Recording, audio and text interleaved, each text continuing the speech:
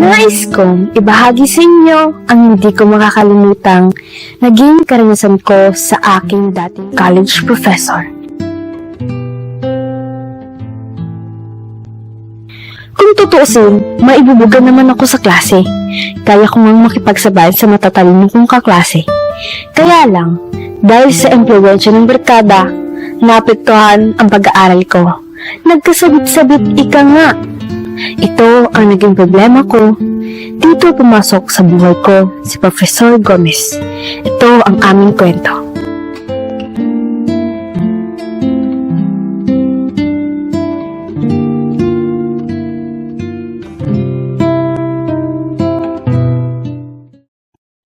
Hindi maganda ang performance mo sa klase ko, Miss Sanders. Kaya kung gusto mo talagang makasama sa darating na graduation, kailangan mo munang may pasa ang subject ko. Ano pong dapat kong gawin, sir?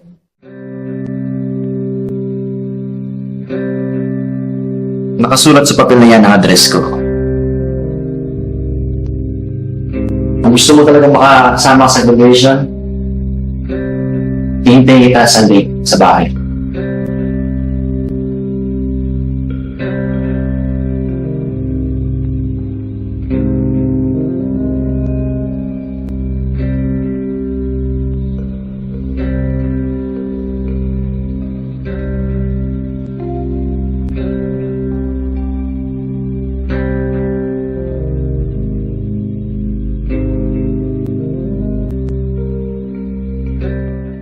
Tama ang vision mo, Miss Santos. Huwag kang mag-alala. May isa akong salita. Kaya pagkatapos natin dito, asahan mong makakasama ka sa darating na graduation.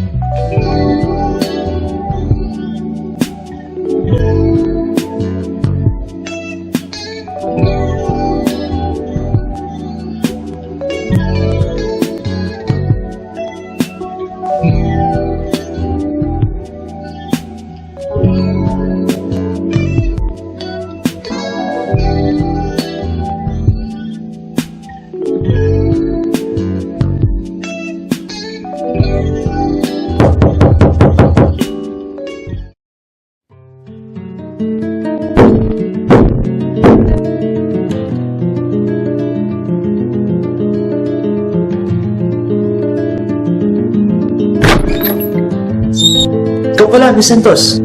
Pasok ka.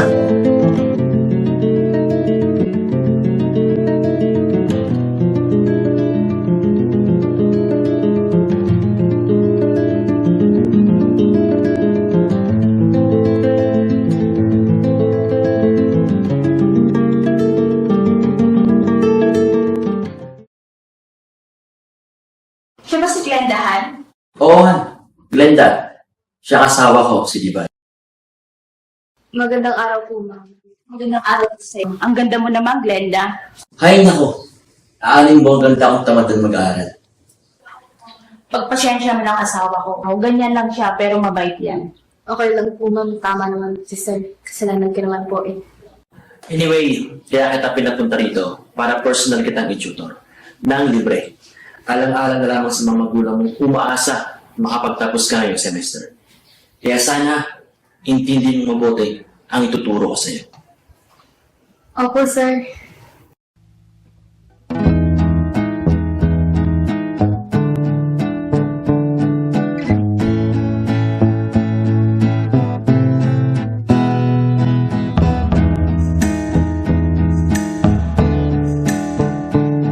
Nahihiya ako kapag naiisip ko ang oras na pinag-iisipan ko ng masama si Professor Gomez at nahihiya rin ako sa aking sarili dahil sa mga maling desisyon na nagawa ko noon. Mabuti na lamang at may isang Professor Gomez na dumating sa buhay ko. Nakapagtapos ako dahil sa mga turo at suportang binigay niya sa akin. Hindi ko rin nakakalimutan ang mga pangaral at payo nilang mag-asawa.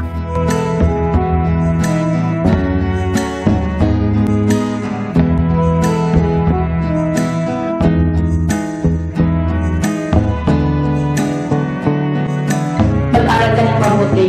Opo. Yun na rin ang naging wake-up call ko para magbago at magsikap sa buhay. Sa kasalukuyan ay nagtatrabaho ako sa isang kilalang kumpanya sa BGC. Ito ang hindi ko makakalimutang karanasan ko sa buhay.